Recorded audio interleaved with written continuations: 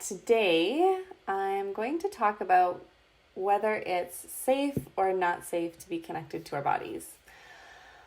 I kind of hesitated about doing this because it's not like a click-worthy title necessarily. People think like, oh, of course I feel safe in my body, and it's just really not a big deal. But a lot of us actually, especially as women, we don't feel safe in our bodies. And it's not like an obvious thing, but how it shows up in our life and our sex life is that we feel numb. Maybe your pussy feels numb and like you don't have a lot of sensation there. And maybe it's hard to reach orgasm. It's hard to be present during sex. That's a big one. Like if you find yourself escaping to fantasy all the time or like somewhere else in your head and you can't just be present with your partner, or if you fantasize always while you're self-pleasuring or watch porn and you can't just be present with your body and the sensations that you have, it is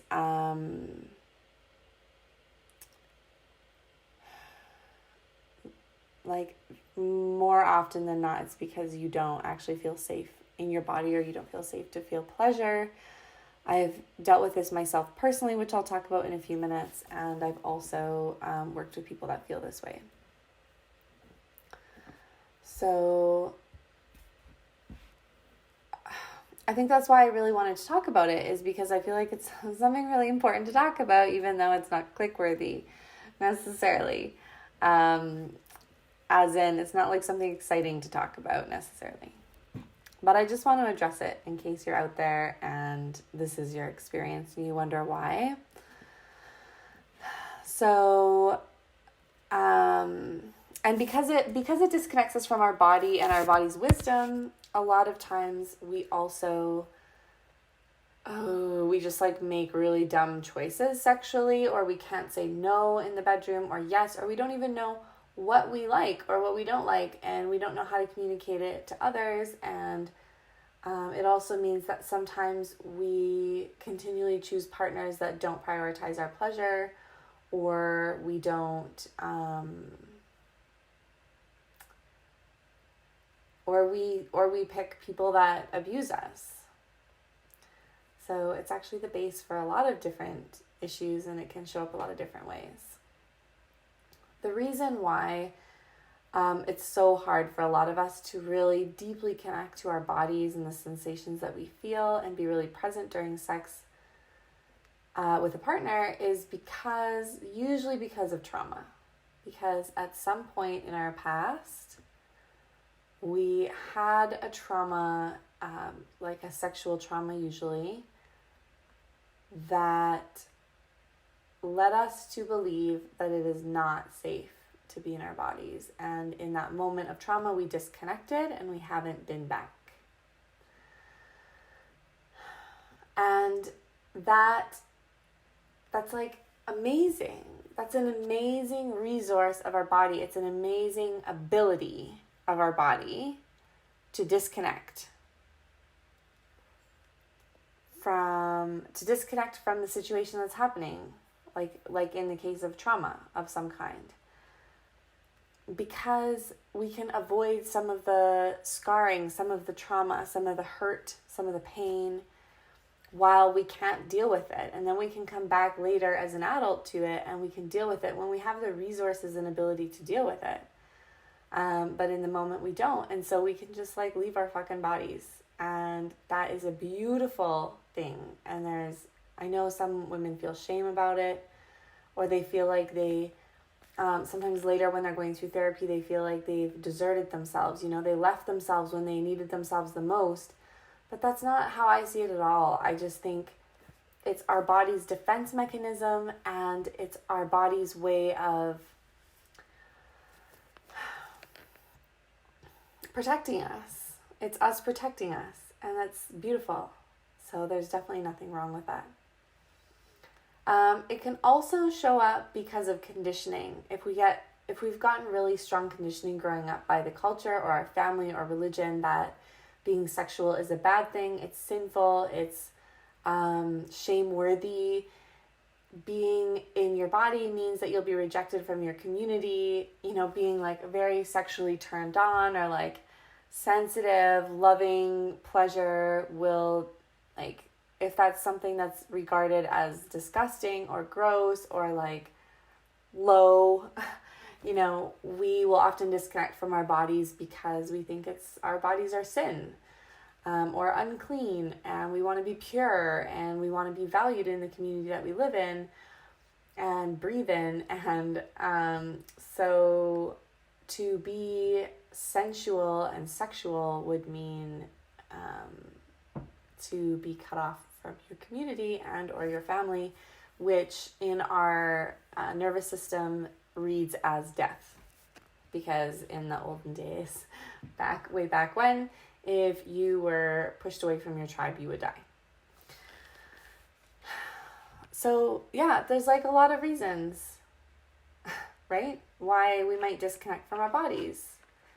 And we have these beliefs inside that often stay that tell us that it's not safe to connect deeply to our sexuality, to our sensations, to our bodies. And like, fair enough. I mean, sometimes it's not. Like the original trauma or conditioning that made you believe that way. But just because something was true at a moment in time or a period of your life doesn't necessarily mean that it's true now. And it doesn't necessarily mean that living as if it were true still serves you. At the time, it might have been protecting you, but now it might be numbing you to more pleasure and blissful experiences and connection with yourself and your partner. And so it's a matter of like asking yourself and being really honest about, is it safe now? Like when you're by yourself in your room, self-pleasuring, is it safe to feel pleasure and to connect to my sexuality? Is something bad going to happen if I do? If you're like me, the answer is, yeah, I'm going to go to hell.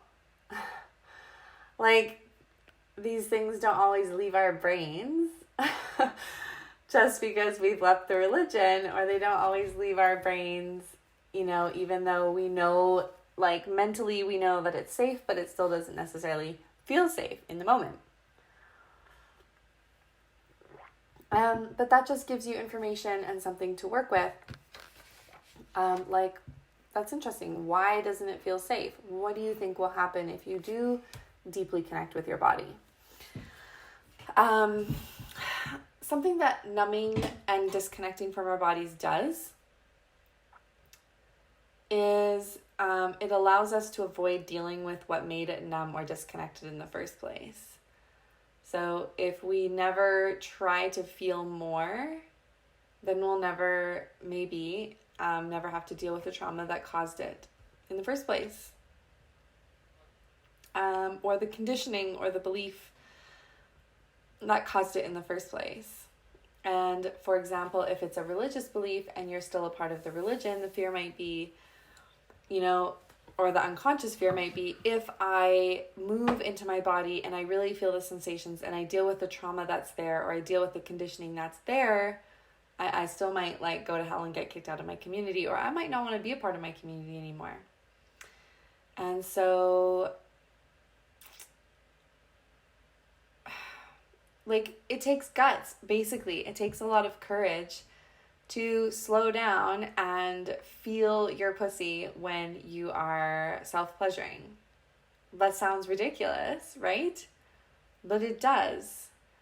Because really feeling into it and really being present with yourself and your body, and or the person that you're with when you're having sex, can bring up a lot of stuff for you to deal with.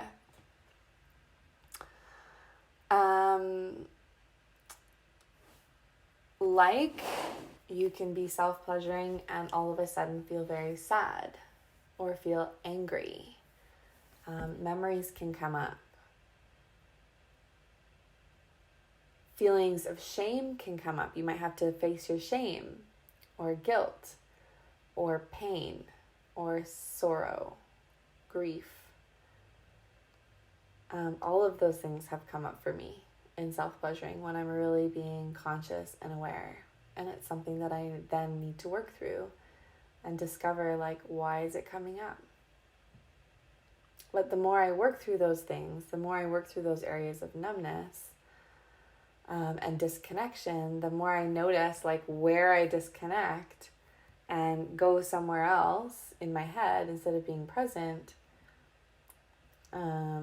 the more sensation I'm getting and the better sex feels and the better orgasms I'm having. So it's worth it, but it takes balls or pussy to actually go there and face that stuff head on, you know? So when we're disconnected from our bodies as well, it often feels safer for the reasons I've talked about. But I would argue that unless you're dealing with current trauma, it's actually a less safe way to be. So if you just want to take a couple of breaths with me right now and really connect to your body, like feel your arms and your legs, like become really aware of them and the weight of them.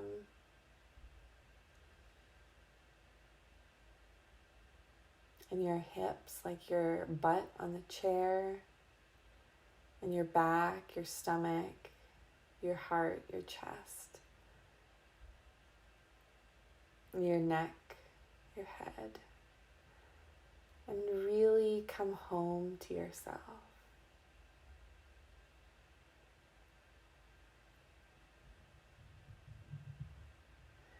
And be really aware of like how you're feeling. You might be really annoyed at me right now. Or you might be really calm. Or you might be dealing with stuff from your day.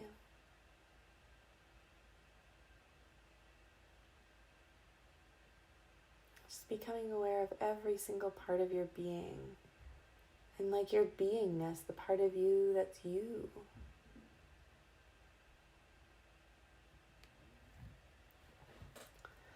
And now open your eyes slowly and really think about what would it be like to move through your life from this place? Being aware of your body, of how you feel, of your you-ness, of how you interact with the world around you, how things affect you. Does that feel more or less powerful than 2 minutes ago?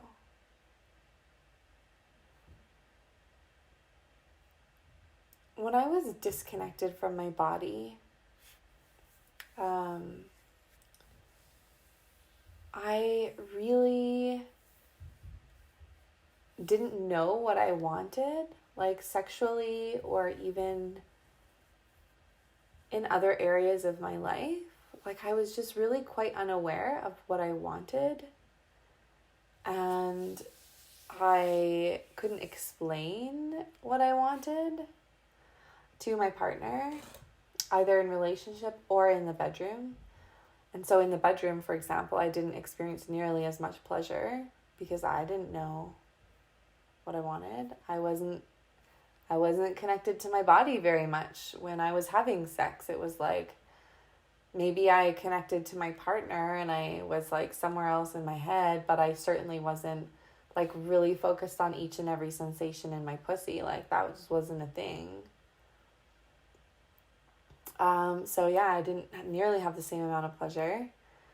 And when you're not connected to your body, you don't have access to your body's wisdom. Like your body has so much wisdom in showing you how you feel and how things are affecting you. Like when you feel ashamed or you feel small, then your kind of shoulders round and your head goes down and your face gets flushed and your eyes get hot and your heart starts beating faster. Or if you start arguing with somebody, like your heart starts beating faster, and your hands and feet maybe get tingly because you're in fight or flight mode. And when you're with somebody you love, your whole body relaxes and you feel calm and grounded, and like your body is shows you what's going on inside of you. And then you have like these gut feelings, right? Like something just doesn't feel right, and something doesn't feel true here, or something this feels really true. Like our body has so much wisdom, but when you're disconnected from it, you're disconnected from the same amount of wisdom that you are pleasure. So you might have some, but you don't have your full capacity. And to be cut off from some of your wisdom, and just be in your head all the time and not connected to your body is, to me, a pretty dangerous place to be, actually. Because you don't get those gut feelings and those sensations in your body.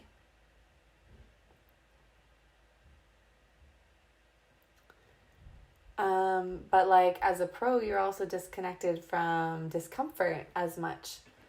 Although that's also a con, because you might be better able to deal with abuse or hurt and pain, and you might not leave a relationship as soon because you're disconnected from it, because you're disconnected from yourself. And so I really just want to encourage you to ask, is it really safer to be disconnected from my body? I have to tell you, since I've become more and more connected to my body, I have found my voice so much more. I know what I want a lot better, and I can speak out what I want. I can tell somebody what I want, and what I need. I'm a lot more connected to my needs. I can meet my needs easier because I'm more aware of how things affect me. I am more aware of my gut feelings, and I follow them more. I feel more joy, and I have also had to face my shame head on, which fucking sucks. It's so hard, but it's really worth it. And the amount that we numb our pain is the same amount that we numb our joy and pleasure. And so when you expand that and you feel more of your body, and you are become more and more connected to yourself, then you also you get to experience so much more joy and pleasure and fulfillment, a deep, since I've become more connected to my body and myself, I feel so much more fulfillment. You can pay me to go back 10 years and live that life again. I love my connection to myself. And I'm also able to set boundaries clearer and give to others better, from a better place. And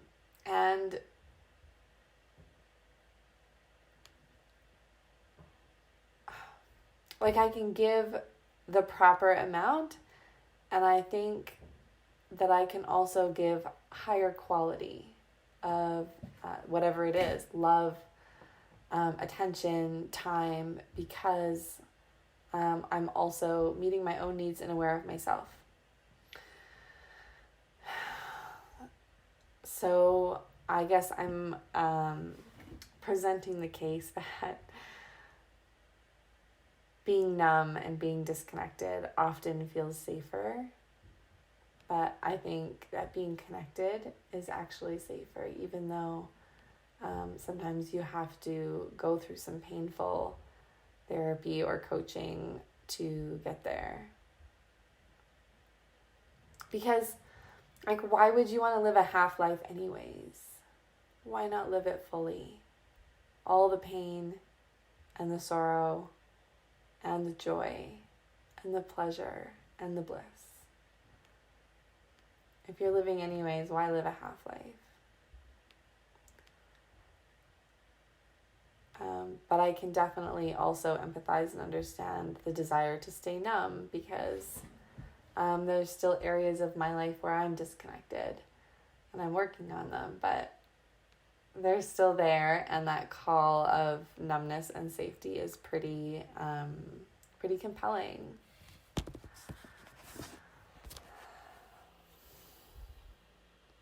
So,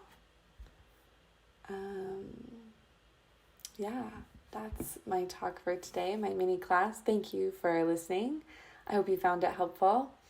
And if you want to learn more about me, you can contact me on my website, which is www.phoebed.com, which is PHOEBED.com. So I look forward to chatting with you, connecting with you, and I will see you next week at 9 o'clock Mountain Standard Time again. And my talk next week is going to be on harnessing the power of your shadows. You know how strong your guilt and your shame and your fear and your self-criticism can be? What if those were all on your side? What if that power was at your back, pushing you forward instead of holding you back? Stay tuned. I'll talk to you next week. Bye.